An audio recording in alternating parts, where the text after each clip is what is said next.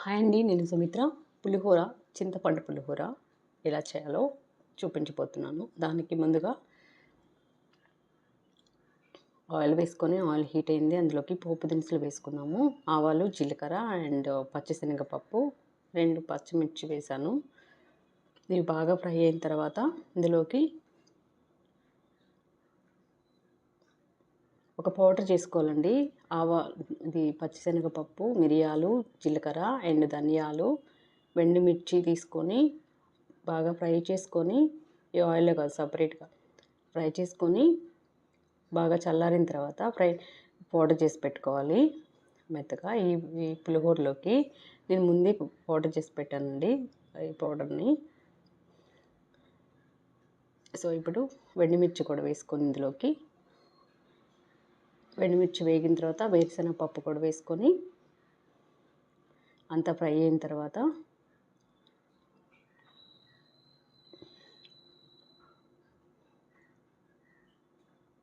Fry చేసుకొని ఇవి ఒక బౌల్లోకి షిఫ్ట్ చేసేసుకున్నాము.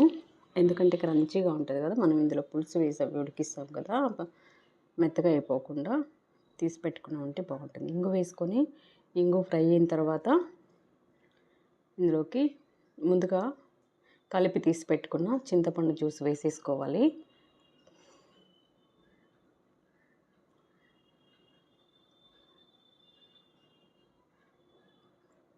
కొంచెం పసుపు కూడా వేసుకొని అంతా కలిసే విధంగా కలిపేసుకున్నాము.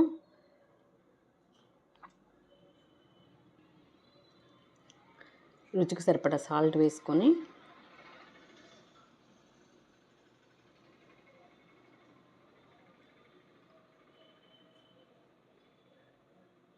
కొంచెం బెల్లం వేసుకుంటున్నానండి. బెల్లం వేస్తే పులిహోరకి టేస్ట్ వస్తుంది.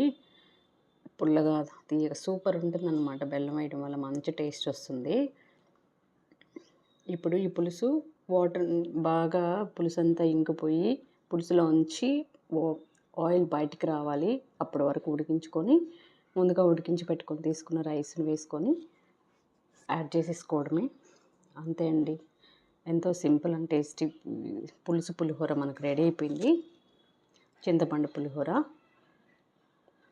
ఇప్పుడు పక్క తీసుకున్నాం కదా పల్లీలు, ఆ పల్లీలను కూడా వేసేసుకొని ఇందులోకి కలిపేసుకున్నామంటే, కొత్తిమీర కరివేపాకు వేయట్లేదు, కొత్తిమీర కరివేపాకు వేసుకుంటే సూపర్ ఉంటుంది. ముందుగా పౌడర్ చేసి పెట్టుకున్నాం కదా, ఆ పౌడర్ వేసుకొని ఇందులోకి నువ్వులు, పచ్చిశనగపప్పు ప్లేస్లో నువ్వులు కూడా వేసుకోవచ్చండి. నేను నువ్వులు వేయలేదు, పచ్చిశనగపప్పు వేసాను. ఈ పౌడర్ వేయడం వల్ల మనకు టెంపుల్ స్టైల్ పులిహోర రెడీ అయిపోతుంది. అంతే అండి, మనకు పులిహోర రెడీ అయిపోయింది.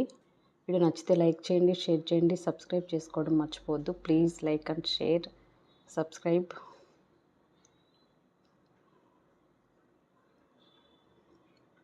సర్వ్ చేసుకొని పులిహోరని బాగా చల్లారిన తర్వాత, వేడివేడి కంటే చల్లారిన తర్వాత తింటే సూపర్ ఉంటుంది. చల్లారిన తర్వాత ట్రై చేయండి. Okay, bye.